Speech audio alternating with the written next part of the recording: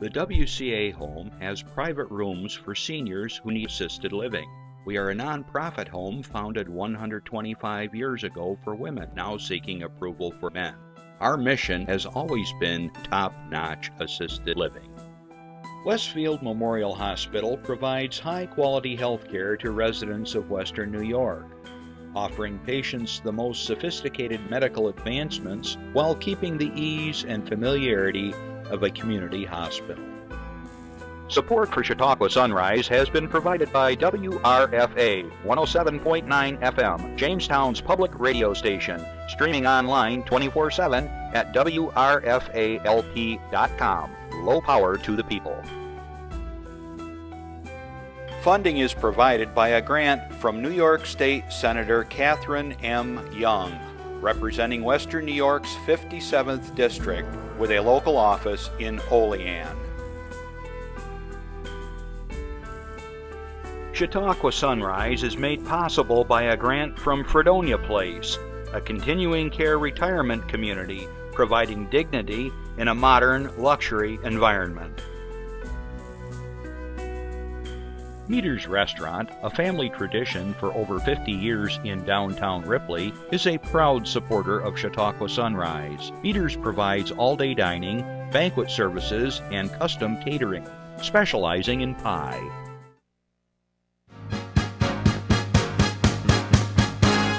From the Access Chautauqua Studios in Mayville, it's Chautauqua Sunrise.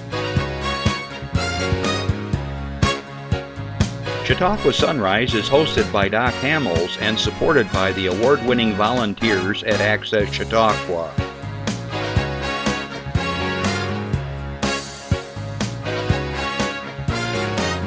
We are here to share local news, colorful interviews, and events of interest to everyone.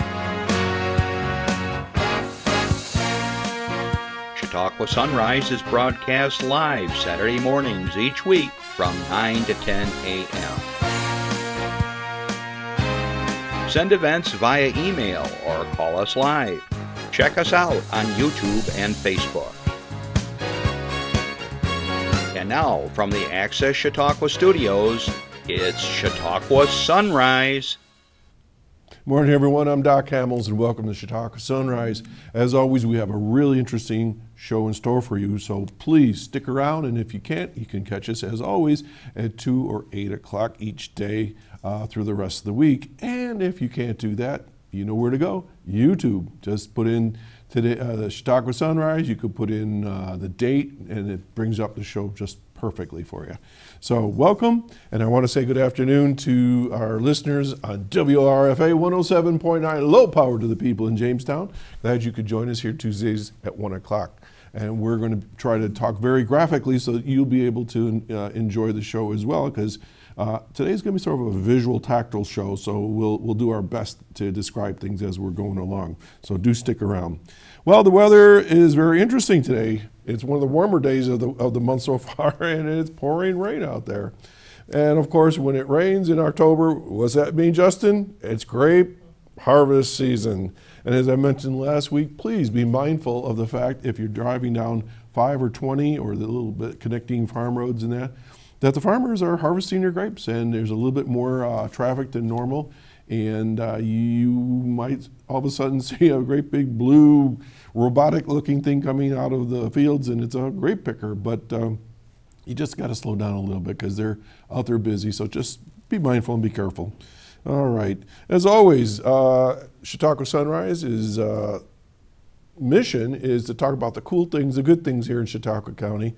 And if you have something to share as well, give us a call at 753-5225, or you can Twitter us, email us, Facebook us, whatever.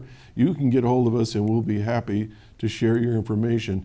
By calling us, you might be a little bit shy, so if you don't want to talk to me live, you could talk to the operator that's standing by, and they'll take the message and get it to me throughout the show. All right? It could be anniversary, it could be a birthday, it could be something that your organization is doing for a fundraiser, whatever. It doesn't matter. If it's going on in the county, we want to know. We want to share it with the rest of the communities. Okay? So don't be shy. I want to also point out to you, every October we try to make sure we focus on Breast Cancer Awareness Month, and this year is no different. So I want to remind everyone, if you haven't got your mammogram, get going.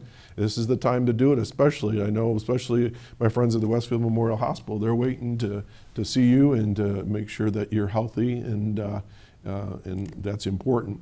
Also, I always tell the gentlemen that are listening, you might say, well, that has nothing to do with me. Oh, yes, it does. If you have any concerns in that particular part of your body, check it out, because men do get breast cancer as well. So don't feel like you are excluded from this. So everyone, please go get the test done. I think 99.9% of insurance companies cover this without any issue. And so there's no excuse not to get checked out and have a peace of mind. And we want you to be around for a long, long time. All right. We have a bunch of announcements today, so I'm going to get right to them because I don't want to eat up too much time from my guests that are waiting patiently to come on the show. So let's start out with our good friends over in Jamestown at the Infinity's Performing Arts Center, and we got a slide for that. Infinity Visual and Performing Arts will celebrate 20 years of service to the Chautauqua County region in November. Seems hard to believe. During this time, Infinity has provided music, visual arts, dance, theater, and literature lessons, as well as performance opportunities, group classes, leadership development, and mentoring experiences to thousands of young people in the greater Jamestown area. This year's program will kick off this week, and Infinity is excited to announce their upcoming schedule, and I'll give you the highlights. All right, Art with Renee Pye, Let's Dance, Music Adventures, Advanced Music Theory, Video Crew, Instill Leadership, that's what it's called, Sewing 1, Beginning Music, Theory, Bunny Bop, I'm not sure what that is, Musical Theater Project, Jam Session, that I do know, Beginning Steel Drums, Dance Technique and Exploration in Seasonal Art. Sounds like a lot of fun. Infinity will also be offering a Vocal 101 workshop on Thursday, October 11 from 5:30 to 6:30 with vocal instructor Lauren Angelina. This workshop will teach students to use vocal technique and empower themselves through voice, and is part of a monthly workshop series for this coming year. All right, and for more information, give them a call, 664-0991. Now, they also want me to let you know that these are some of the classes they're offering in October. So Mondays, you've got Art with Renee from 4 to 5, Let's Dance, 4:30 to 5:30, Music Adventures, 4:45 to 5:30, Advanced Music Theory, 6 to 6:30, Video Crew, 6 to 7, Infinity Voices, 6 to 7, Tuesdays, Instills, 4 to 5, Sewing 1, 4 to 5, Beginning Music Theory, 4:30 to 5, Bunny Bop Dance, 5 to 5:45, Musical Theater Project, 5 to 6, Jam Session, 5 to 6, and Beginning Steel Drums, 5:30 to 6:30. Wednesdays, they have Dance Techniques and Exploration from 6 to 7, and Saturdays is Seasonal Art from 11 a.m. to 12 p.m. Wow, a whole lot going on down at Infinity. And again, give them a call at where'd it go? 664-0991, or you can go to their website for more information. Okay, moving along, we're going to go to Westfield. The Community Respite Care Program is going to be, is and has been held at the First United Methodist Church in Westfield. Provides individuals suffering with dementia and early stages of Alzheimer's an opportunity to participate in a social and supportive and secure environment, and give caregivers the temporary relief they need. Includes care providers trained by the Western New York chapter of Alzheimer's Association, so they understand the unique challenges and rewards of working with those suffering from dementia. Free monthly program includes a homemade lunch, therapy, pets, games, crafts, simple exercises, fun-loving volunteers, laughter, and music. It's the second Wednesday of every month from 10 a.m. to 2 p.m. At the Methodist Church in Westfield at 101 East Main Street. And for more information, give them a call at 867-2319. And as I always mention, folks that are affected with various conditions and diseases have a terrible time, and the caregivers are even tougher time because they're struggling to make sure they're comfortable, and it's taking a toll on them. So this is an opportunity for caregivers to get a little respite and see some other folks and talk. All right, Girl Scouts. They haven't been on the show in a while. We're going to have to get them back. Let's see. Popular Girl Scout magazine and Munchies program returns. I'll just read a little bit to you. With the football season here and the holidays fast approaching, local Girl Scouts have just the right treat. Girl Scouts across western New York will increase their financial literacy and use digital platforms to engage customers to purchase candy and nut products along with magazines from October 1 through November 10th. The community can support local Girl Scouts when they stock up on popular items such as, all right, Emerald, get ready, dark chocolate. Yum. Get it?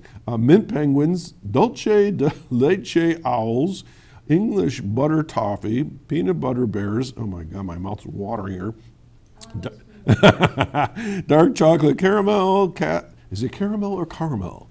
Caps with sea salt, chocolate-covered raisins, fat-free fruit slices, I didn't know there's such a thing, and new items such as almond butter cups, buffalo ranch, pretzel mix, and a whole lot more. So anyways, when girls come knocking, get stocked up and support Girl Scouts because they do great work. All right, I'm going to try to summarize this next announcement because it's pretty long. Did I skip pages on you guys? I sure did. All right, I'm going to go back to slide number 18, Jeff.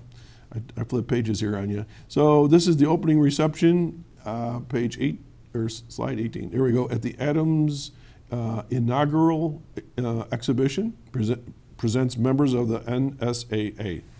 I can talk to that. But Okay, you'll have to tell me I about hope that. to see you then. All right. Open reception Friday, October 12th from 5 to 8 p.m. Weekends 12 p.m. to 5 p.m. running from October 12th to November 9. And that's held at 500 Central Avenue, Dunkirk, New York at the, I guess it's the Adams. It's called the Adams now. The Adams. It was a library at one time? It used to be a gallery. It was a church. Okay, so it's there. So check that out. Okay, moving right along, in Ripley, Scholarship Spaghetti Dinner. Benefits the Owen J. Miller Scholarship Fund, October 13th, coming up next Saturday from 4 p.m. to 7 p.m. at the Ripley Hose Company number 1, right downtown Ripley. Includes a basket raffle, tickets at our pre-sale at $8, $10 at the door. Kids 13 and under are 6. I think we already have our tickets for that, by the way. 50-50 tickets, $2 per ticket, 3 for $5. Scholarship will end up going to a Chautauqua Lake Central School senior who exhibits the traits of kindness and empathy in their actions towards other students. For pre-sale tickets, you can go to Meters, Wings and Things in Ripley, Westfield Diner, Easton Hall in Westfield, or you can give Ashley Rowe a call at 499-5902. All right, now getting back to where I'm supposed to be here, our friends at the Chamber of Commerce want us to know that this week they're kicking off manufacturing day, week, month throughout southern Chautauqua County. Oh, it's a manufacturing month. As an economic engine, manufacturing is incredibly important to our region. Manufacturers in the Chautauqua, Catarocts, and Allegheny Counties service area of the Manufacturers Association of the Southern Tier, otherwise known as MAST, produce $7.5 billion in shipments annually. Manufacturers pay out $837 million in payroll. Large amounts of our manufacturing output is sold outside of our region, state, and country, resulting in the movement of large amounts of new wealth into our area. Manufacturing imports new dollars into our economy. And so the point is support your local manufacturers, and we'll be talking about more of that as we go along. And there's going to be some special programs in the schools coming up, and they do some really good work with the kids. Okay, moving right along. Rambling Jack Elliott. Ken Harley and Company. Rolling Hills Radio presents Rambling Jack Elliott at Shawbucks on Monday, October 22nd.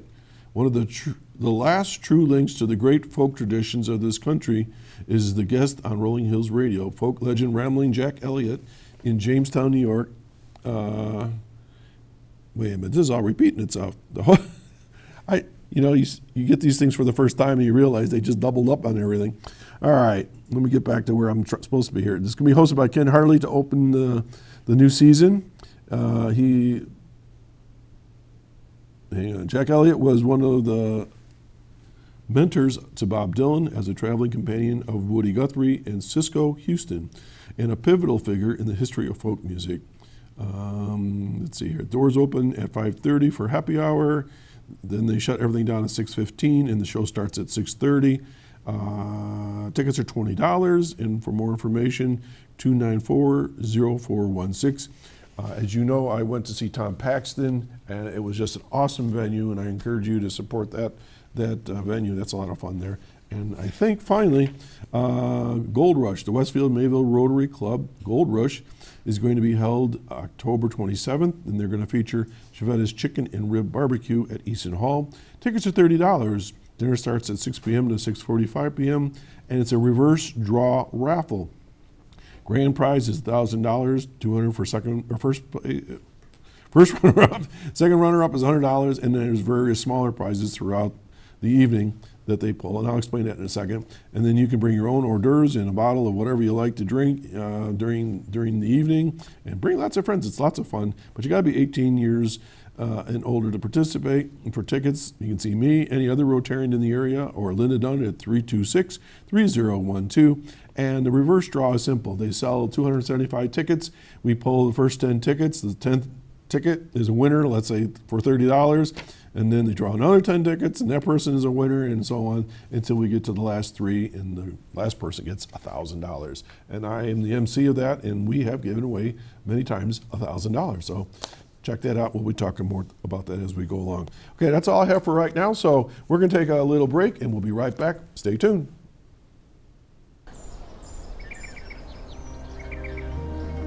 I'm always the first one up.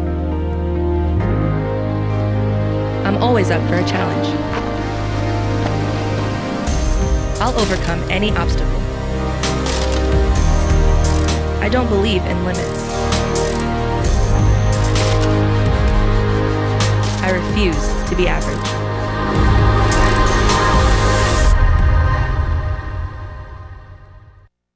Okay, we're back, and to get things started, I had some guests here back in May. We were talking about the art trail here in Chautauqua County, and Marcia Merrins was one of the guests at the time, and she said, "Oh, we have to schedule this particular individual because they're having a big show coming up in October, and we had to figure out how we were going to do that so that it would be close to the show, because I think I only had like one slot left because we book up pretty much into advance, and so."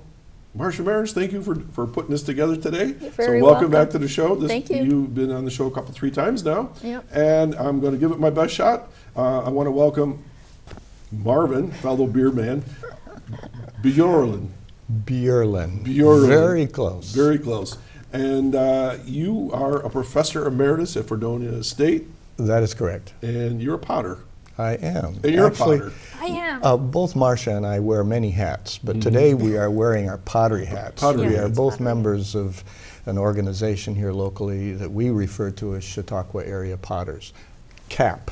CAP. So it's a kind of play on words. Yeah.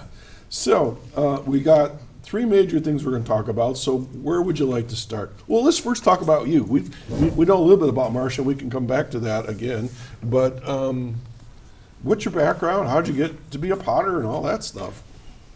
Well, that's a little bit of a mystery.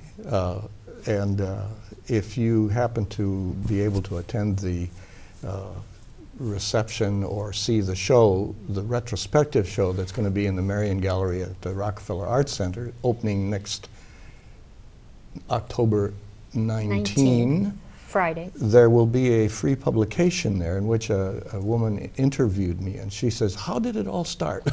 Well, actually, for me, I think my interest in art started in high school, followed in discovering clay when I was in college, went to graduate school in ceramics, and ultimately I was told to apply for a job in a little town I'd never heard of, Fredonia, New York. Fredonia, rings a bell. Because there was a woman who was taking a maternity leave, and I applied, was given the job, and 40 years later I finished a teaching career at SUNY Fredonia. Had you taught before that? Well, in graduate school, I was a teaching assistant. Okay. That's typically the way that happens, is you get a chance to engage students in your graduate program. Okay. So 40 years later, you Yeah, finished up, and you said you'd be retired for a bit now, right? Yeah, I like to say I graduated 12 years ago, and They finally let you out of school. they let me out of school. That's right. And in that interim, instead of engaging with college-age students, I've had the wonderful opportunity to engage with community adults, many of whom are potters at this point, and who entered the field like Marcia did, much later in life after many other activities, but happened to In your fall 20s, in right? love. Pardon me? You were in your 20s at the time. Thank you. But no. Yeah. Thank you, but no. So you created a community. Well, yeah, it really created itself, I think. We were talking here briefly ago in your announcements about supporting local manufacturers.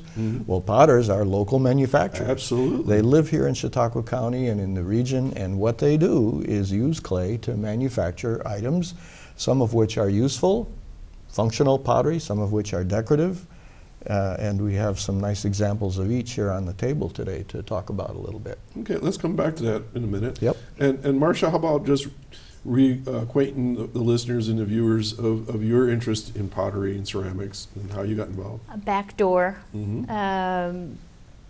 Unlike Marv, I was a fully formed adult when I got into enjoying working with clay, and it happened because there is a wonderful studio in Fredonia that is the producer of many, many local potters. It's a little factory there of wonderful creativity. Anyhow, a friend of mine who does beach glass jewelry wanted to take a pottery course to incorporate her beach glass into something other than jewelry, and so she had to put a class together to make it worthwhile for Ron Nasca, who is on the tour and also owns Mudslingers. And she did, and I took the class, and out of the 6 or 7 of us, I met another woman named Paula Coates, who is also on the tour. But I just found pottery, clay, fascinating. Not so much wheel thrown, not so much circular, but using my hands as I do food to play with. So I make more whimsical and not functional pottery. I really enjoyed when you were on in May with your footed bowls. The footed bowls. That was just fascinating. And Toto found a new home. Yeah, Toto. That was great. So we really enjoyed that. And for me, doing this, I just loved to get into 3-dimensional kinds of discussions, because a lot of the time we're talking about other stuff that's sort of, discussion items, but it's not interactive like this, so that's always fun for me. I don't think people really appreciate the history of pottery through civilization. I watch a lot of the History Channel, and I'm constantly, pot shards and pieces. That's what's kept people alive, is pottery, isn't it? Yes. It is easily the oldest materials found in archaeological sites. And it does, before written language, divulge things about the culture. Some of my favorite objects in the history of ceramics are very early Japanese clay forms.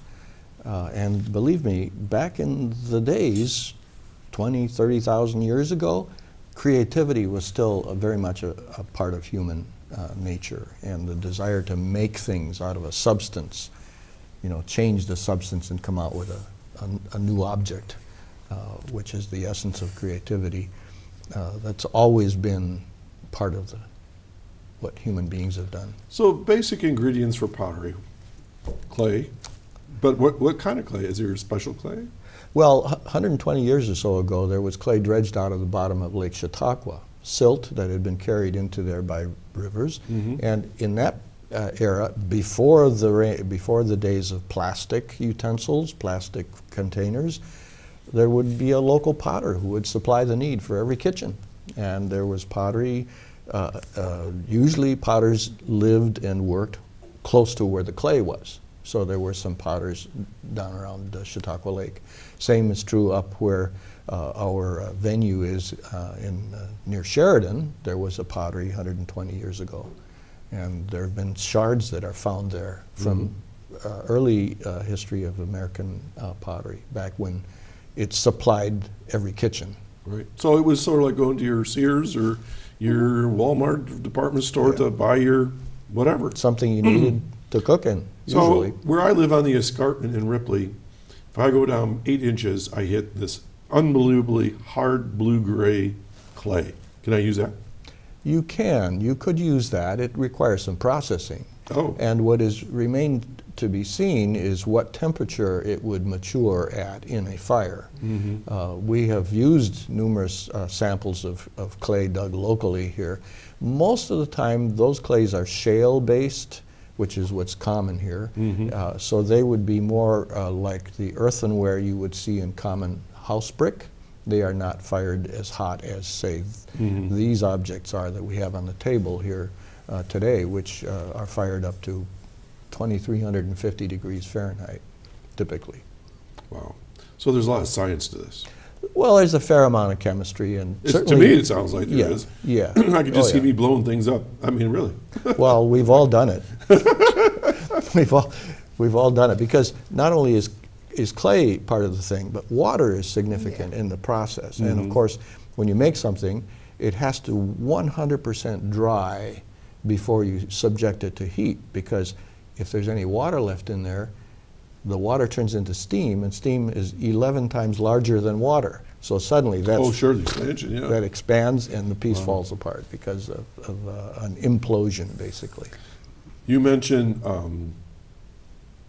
pottery being functional and decorative, and for whatever reason, my wife has latched on to something called storytellers down in Navajo and down in the Pueblo area, and so we've been starting a small collection of them, and I'm absolutely, I don't know, I'm obsessed with them, because now I go around, and when we're out that way in Colorado and stuff, I'm comparing them. Well, this is hand rolled, and this one is poured, and this one, you know, and it's sort of, but the whole thing is how the storyteller is the culture, you know, and so we don't think about pottery necessarily telling stories for people.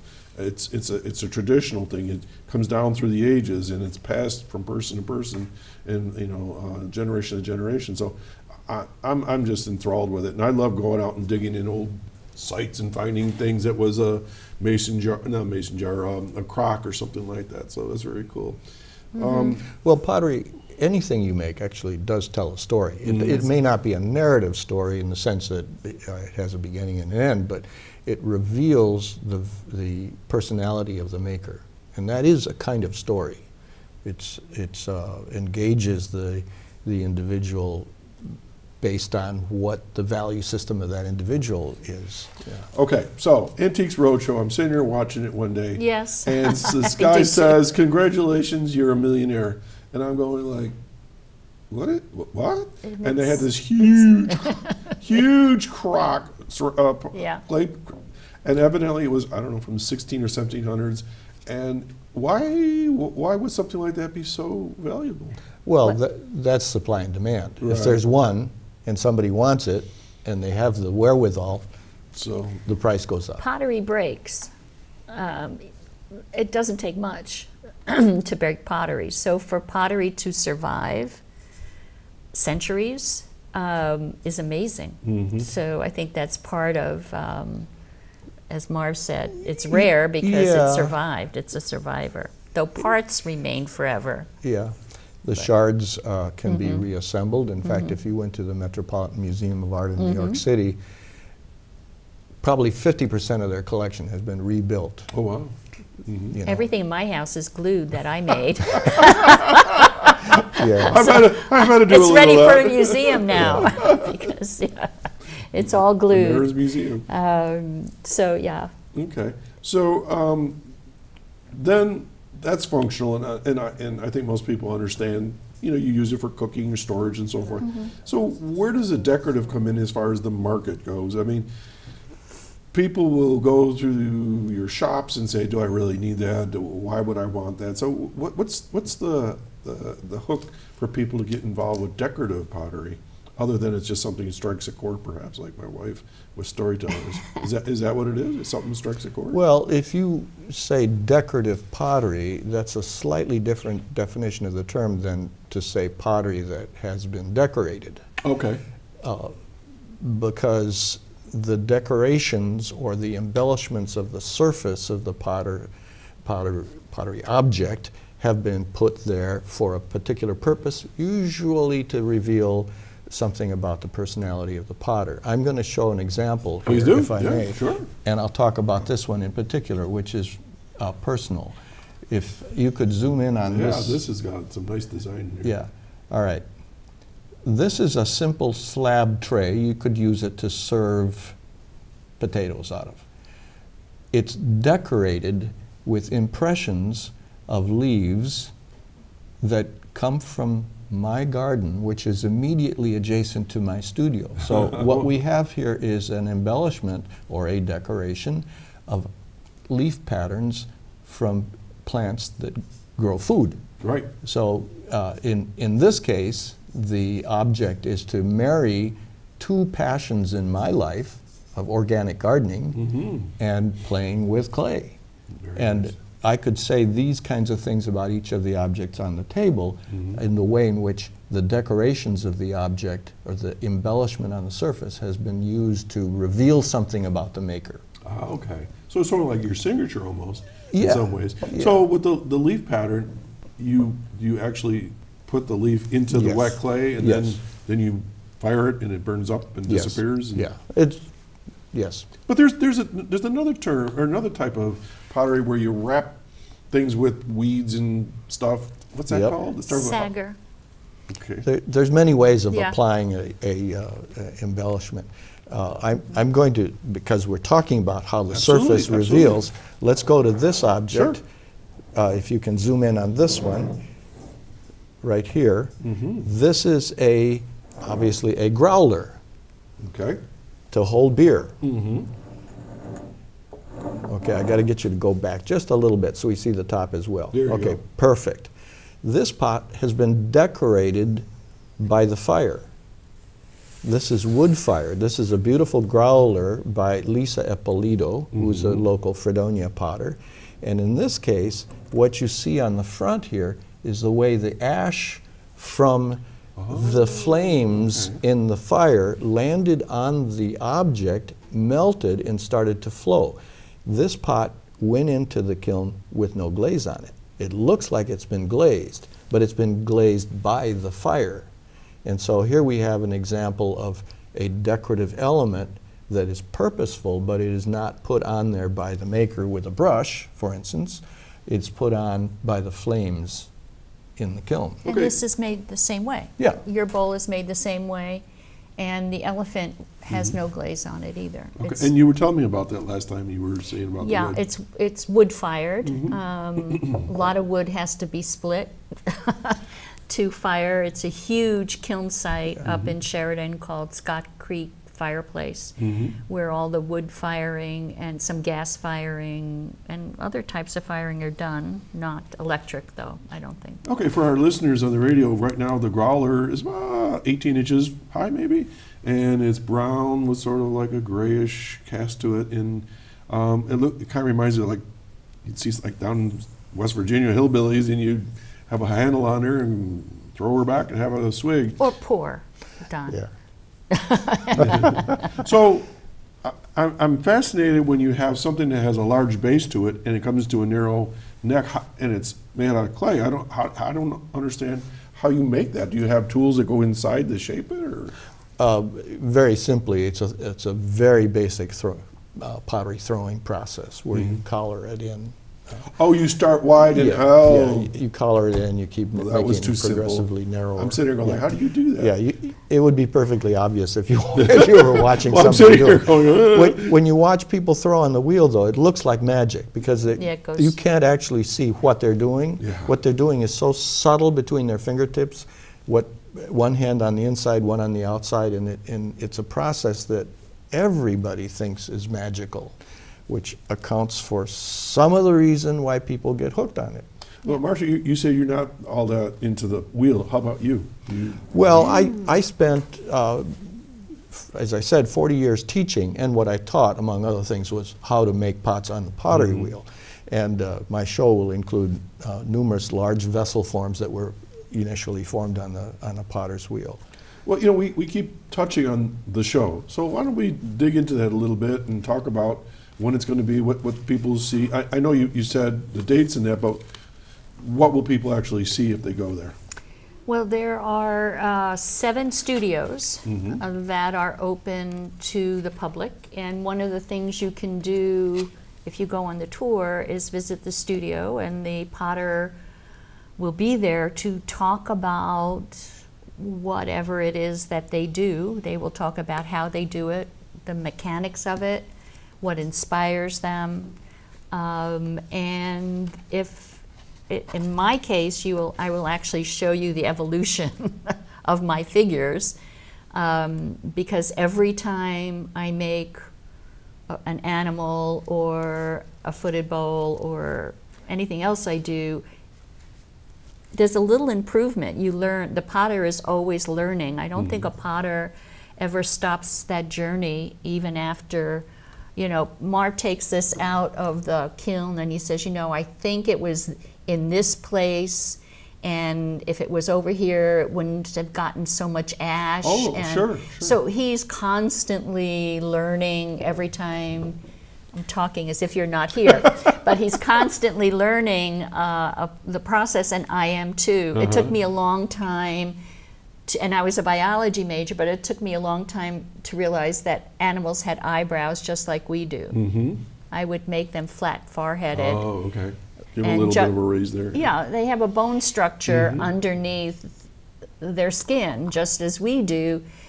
And I knew that at one level, but not in this mode. Anyhow, so there are 7 studios, and within these studios, there are artists who are visiting with their work.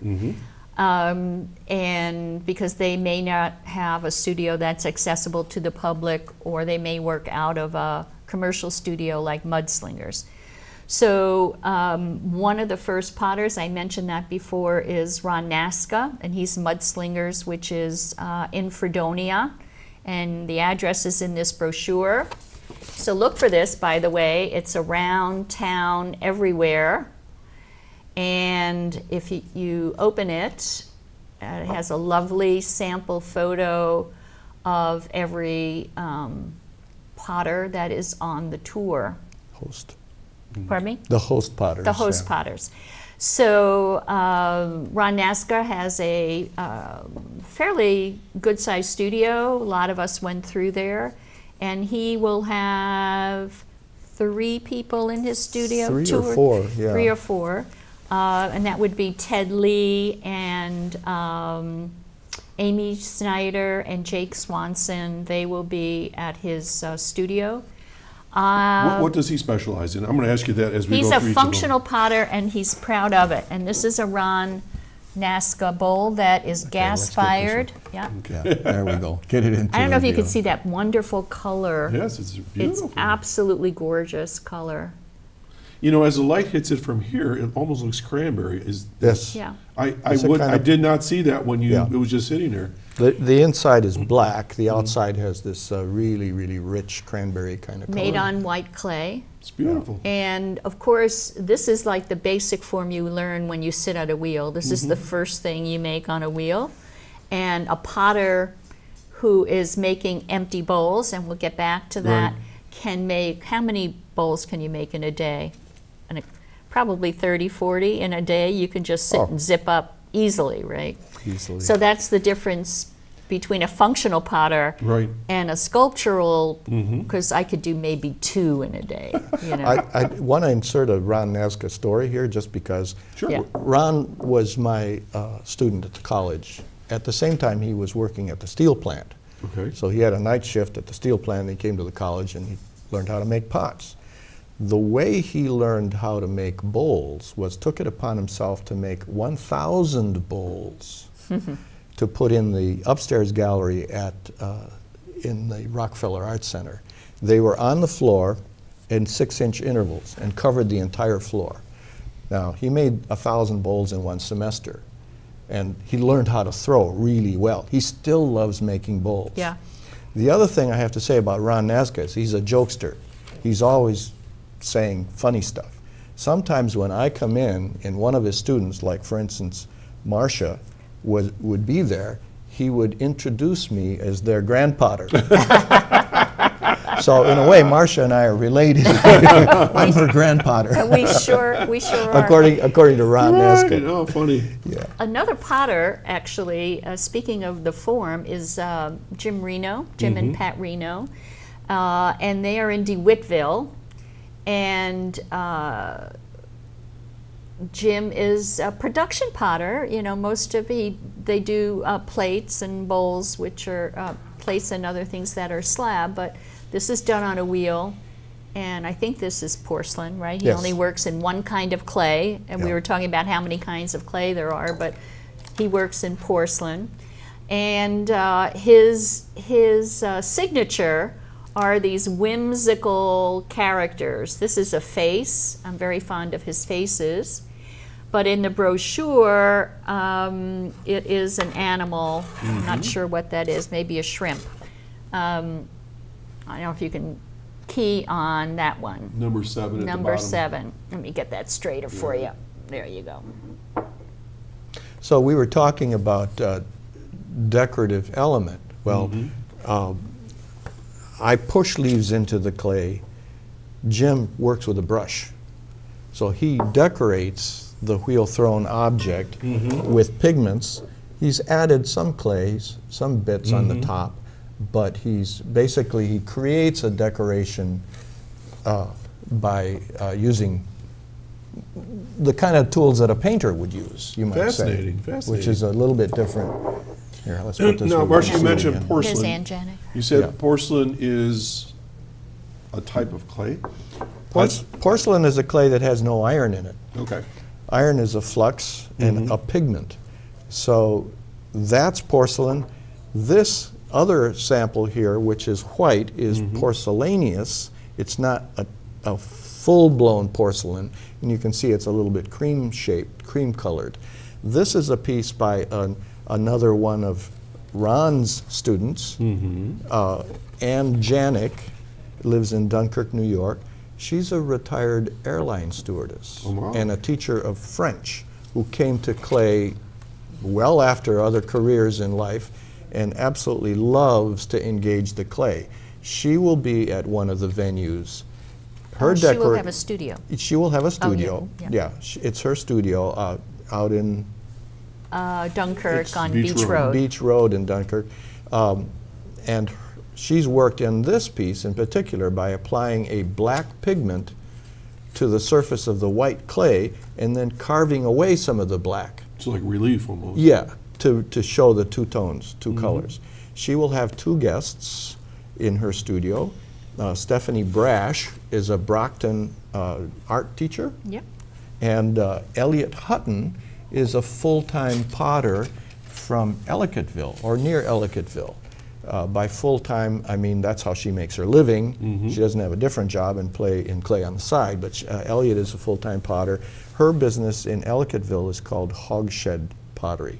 And her business is literally in what had been a hog shed on the farm that she and her husband own. Now, knowing the various businesses, we would be considered starving musicians. So can potters make a lucrative lifestyle? The key word there is lucrative, and I would say no. Okay, so it's a supplemental, or? Usually, Well, there's a wide range, Sure. obviously. It's pretty much of a challenge to actually work full time. Stellar in terms of accomplishing that are the Renos. Okay. It's a husband and wife team. Typically, they share the process, the technical process of the whole business. And I have to say parenthetically that in this building where we are right now, I think Jim Reno went to school as a kid. Little footnote there. Yeah, so this is, they're very successful, and they've marketed their work through shops and galleries nationwide, and continue to do so, even though now they have a really generous walk-in retail trade at their shop and home on Hartfield Centralia Road. We have a phone call, so let's take a phone call. Good morning, caller. Hey, good morning. I have a question about when you put the glaze and the paint on. Do you do that before you put it in the fire, or do you do it after you're all done? I'll start and you finish. How about that? Everything you make out of clay has water in it, as Marv said. You're right. And then he said all the water has to dry out of it completely before it goes into the kiln for the first firing. And that's called bisque, B-I-S-Q-U-E. And for the clay I use, it fires to 1775 degrees. And then once the temperature bakes that already air-dried clay, it cools, and then you take it out. And then you can either glaze it or not. Now you go. Well, the reason that it's bisque-fired is because the glaze is full of water. And if you just had dry clay and you pour water on it, it's going to return to plastic clay, slurry. So it has to go through this bisque fire. Now, parenthetically, if you buy a piece of dinnerware in the department store, a plate, for instance, there the bisque fire is really hot, much hotter than the glaze fire because of that technology. But it's still bisque fired initially. We have the other way around. All we're trying to do is make the object sturdy enough so that we can dip it into a bucket of glaze or brush the color on. So the point I wanted to make is that most pottery has 2 firings. So it's fired to bisque with no glaze, and then you put glaze on it by dipping or painting, and then it's fired again to, well, cone 6 is 2,232 degrees. I don't know, wood firing is about the same? Yeah, or hotter. Or Depends hotter. on each firing. So, Okay, well, thank you. you're welcome. Thanks for calling in. I didn't think to ask that question, so good. Well, you know, we talked about using kilns, and you mentioned wrapping it, sagger firing. Well, there's something called raku. That's the one I was thinking of, Yeah. raku. And that, you make it out of clay, you air dry it, you bisque it, and then you heat it up in a kiln with propane or whatever. And then when it reaches a certain temperature, you take it out. So you're wearing fireproof gear. You should be wearing breathing apparatus and goggles. You lift it out and you drop it into a metal trash can that has dry leaves or any other organic combustible, and the flame interacts with the glazes to give unique things. So. Very nice. You were going to talk about another piece. Go ahead. Yeah, I'm reorganizing the table here momentarily because what we have, this example The bowl. was fired in a gas kiln where the fuel is propane. This growler, this plate, and the elephant were fired in kilns that use wood as the fuel. Okay. These 3 pieces, this one we've spoken of, and this one, The bowl and the cup. and the cup, and this little wall-hanging flower vase are fired in an electric kiln where there is no fire. Even though we use the word fire, there's no flames involved, but there is heat, radiant heat that comes out of, is resulting from electricity. So this piece is made by Audrey Dowling who also is one of the venues on our studio Just tour. down the road. Just down the Westfield, road. yep. Very, very nearby. Yep. And once again, in connection with decorating, if you see the back side of this, there's no pigment. So Audrey has painted color onto the front side, and then she has excavated through the color to create white lines that are the white of the clay that show through the glaze. So there's various techniques represented here, and basically almost the full range of ways of I working. do have raku. This is raku. Okay. So wherever there's no glaze on a piece, when you raku, the glaze protects the clay, and wherever there's no glaze, it turns black from the carbon. Right, right. Fascinating. So that's the way you know it's raku. No glaze, it just turns black. And actually, if you broke this, which I've done, it's white inside. Oh, sure. It's only on the external porous surface of the clay. If you don't have something to seal the clay, if you were to eat soup from it, it would land on the tabletop eventually. Okay. Our pottery studio tour, let's see, where am I aiming this? Okay, yeah, Okay. You hold still, they'll find you. Yeah, okay. There you go. We'll include guest potters. That is to say, as Marcia was referring to a while ago, people who don't live necessarily right in Chautauqua County. Elliot Hutton is one from Hogshed. Randy Crawford lives up near Colden, New York. Sally Danforth lives in Buffalo, or she has her pottery in, I think, Orchard Park.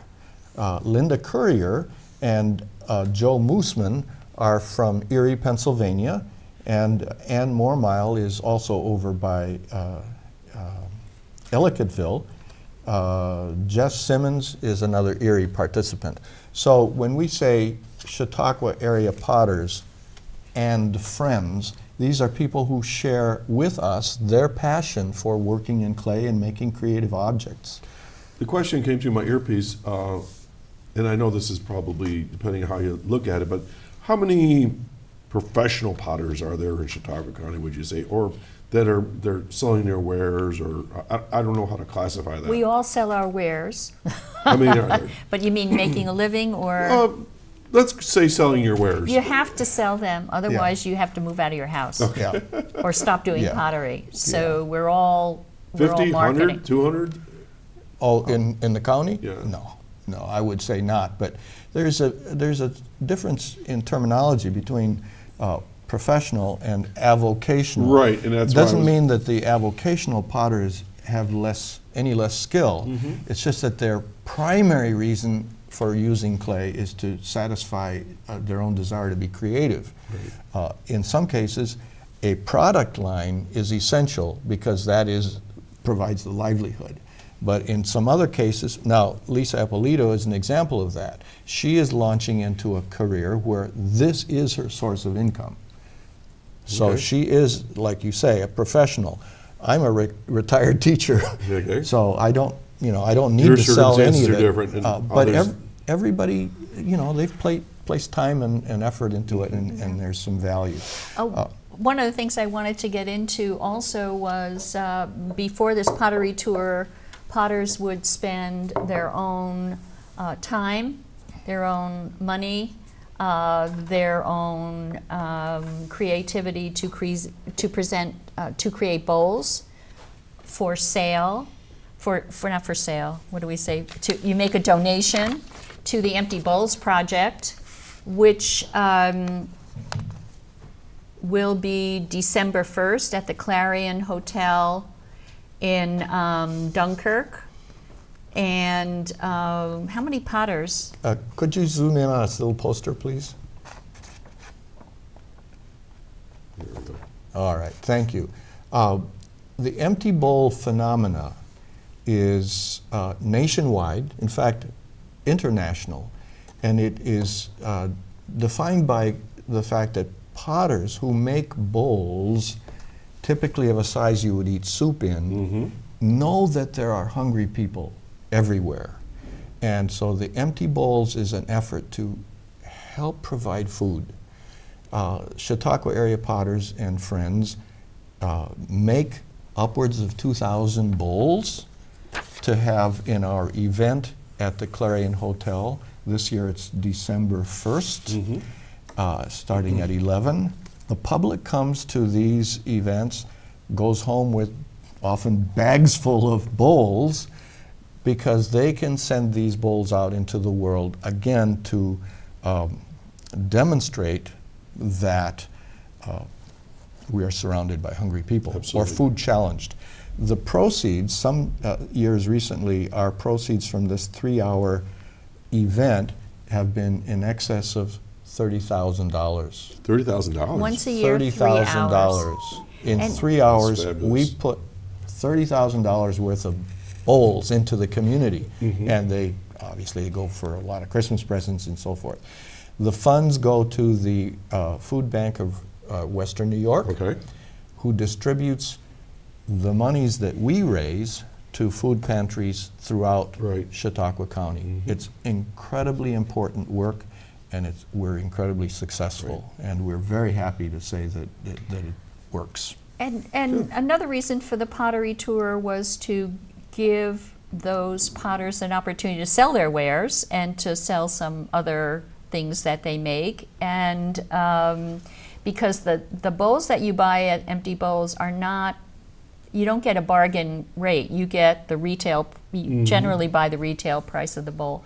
But the other thing I wanted to say is the pottery tour is also in conjunction with, you can see now, you know whose work this is. This is Marv Bjurlin's work, but he will be having an exhibition, a retrospective exhibition called A Potter's Path, and you heard a little bit about it today, and that will be at the Marion Art Gallery from October 16th through November 16th.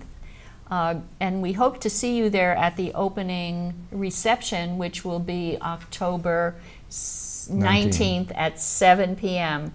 And when you talk about the evolution of somebody's body of work, you do not want to miss that, because Marvin's, as he said, was doing pottery, has been doing pottery for 50 years, and there is an evolution of his work, which is really fascinating. So I hope to see you there. Well, I can just add to that a little bit. The luxury of being a college professor is that you have a patron and you have discretionary time. And so the net effect is that I did not have to supply the demands of a craft shop. I could pursue my own interests and where my heart wanted to lead in my creative output. And so if you were to visit this show, you would see possibly 6, 7 distinct bodies of work that would almost look like they were made by somebody else. Right. I could explain the connection between them if we were having a conversation, but that was the luxury, is that I could create a lot of different styles of working with clay. That's wonderful that they're honoring your work and yourself. It is an honor. Okay, and we are at that point that I told you about, that we're going to be around a minute left. So we'll start with Marcia. Wrap up anything you want to share at this point. Well, I tried to get everything in. The 3 things that are most important are the pottery tour. That's the main reason we're here. I hope you stop by my studio and the other 6 potters, including Marv Bjurlin, who's on the tour as well. We forgot to mention that. So in addition to his exhibition at the college, his studio will be open as well, so you can see where all that stuff has been made.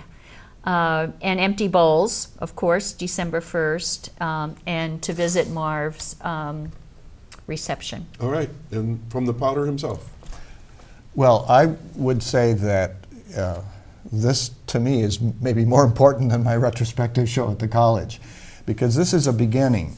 The retrospective show is a kind of conclusion, and we would like to make sure that the public know about this Pottery Studio tour and support it to the extent that we are encouraged to do it again next year.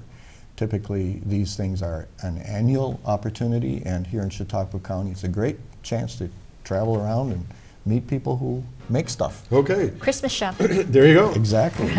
Marcia and Marvin, thanks for joining me today. Folks, I hope you've enjoyed the show as much as I have. And I'm always learning stuff about what you all do.